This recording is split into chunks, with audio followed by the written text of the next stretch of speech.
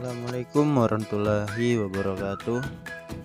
Perkenalkan, nama saya Dito, NIM 20231010, Prodi Pendidikan IPA. Pada kesempatan kali ini saya akan menjelaskan tentang pemanasan global dan perubahan iklim. Pemanasan global. Pemanasan global adalah meningkatnya temperatur suhu rata-rata di atmosfer, laut, dan daratan di bumi. Gejala terjadinya pemanasan global dapat diamati dan dirasakan dengan adanya pergantian musim yang tidak bisa diprediksi. Hujan badai sering terjadi di mana-mana, angin puting beliung, banjir, dan kekeringan terjadi pada waktu yang bersamaan. Penyakit mewabah di banyak tempat dan terumbu karang memutih. Dampak pemanasan global. Yang pertama, melelehnya es di kutub utara dan kutub selatan. Yang kedua, meningkatnya permukaan air laut. Yang ketiga, terjadinya gelombang panas. Yang keempat, rusaknya ekosistem laut. Yang kelima, sering terjadi banjir. Yang keenam, punahnya hewan di bumi. Yang ketujuh, terjadinya pergeseran cuaca. Dan yang kedelapan, erosi garis pantai.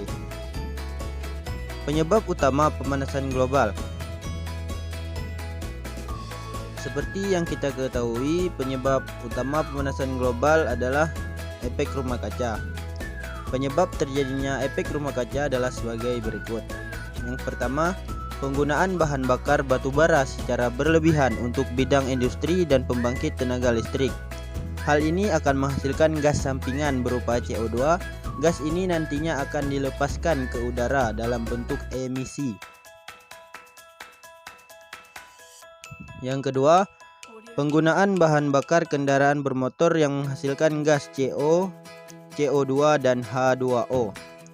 Yang ketiga, penggunaan CFC pada kulkas maupun AC.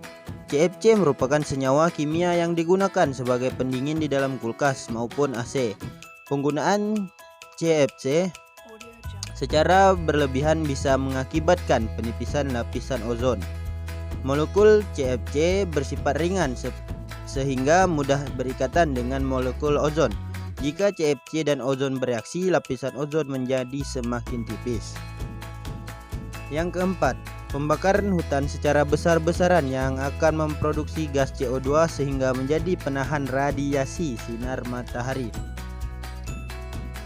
Yang kelima, penggunaan pupuk non-organik yang akan menghasilkan gas N2O yang akan dilepas ke udara.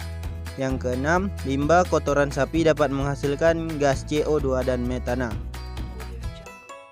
Adapun langkah antisipasinya, yang pertama, mengurangi pemakaian energi listrik. Dengan melakukan ini, kita dapat mengurangi kebutuhan listrik di pembangkit listrik. Yang kedua, mengurangi pemakaian plastik dan limbah yang tidak dapat didaur ulang agar kita tidak mencemari lautan. Kita dapat mengganti kantong plastik dengan shopping bag. Yang ketiga, mengurangi memakan daging sapi. Memang hal ini sangatlah sederhana, tapi hal ini dapat jauh menurunkan jejak karbon. Yang keempat, memakai kendaraan umum. Beralih dari kendaraan pribadi ke kendaraan umum dapat mengurangi jejak karbon dioksida yang kita hasilkan. Yang kelima, menanam pohon. Dengan melakukan ini, kita dapat mengurangi kandungan karbon dioksida di atmosfer.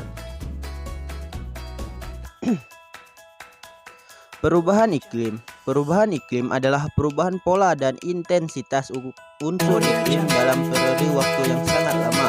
Bentuk perubahan berkaitan dengan perubahan kebiasaan cuaca atau perubahan persebaran kejadian cuaca. 4 faktor kunci yang mempengaruhi proses perubahan iklim yang bisa memperburuk. Konflik kekerasan antara lain. Pertama, vulnerable livelihood. Dampak terhadap mata pencaharian akan lebih signifikan bagi mereka dengan ketergantungan sumber daya tinggi dan dalam sosial dan lingkungan daerah mereka. Yang kedua, kemiskinan. Perubahan iklim dapat langsung meningkatkan kemiskinan dengan merusak akses ke sumber daya alam. Ini secara tidak langsung dapat meningkatkan kemiskinan melalui efeknya pada sektor sumber daya dan